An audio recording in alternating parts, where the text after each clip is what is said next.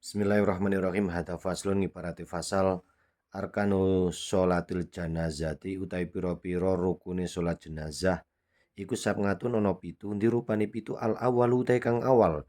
Iku aniyatu niyat, atsani utai kang kaping pindho. Iku arba'u takbiratin, papat pira-pira takbir.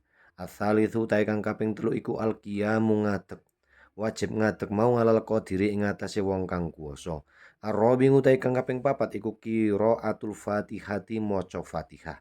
Al-khamisu utai kang kaping 5 iku as-sholatu maca sholawat ngala Nabi sallallahu alaihi wasallam ing atase Nabi sallallahu alaihi wasallam.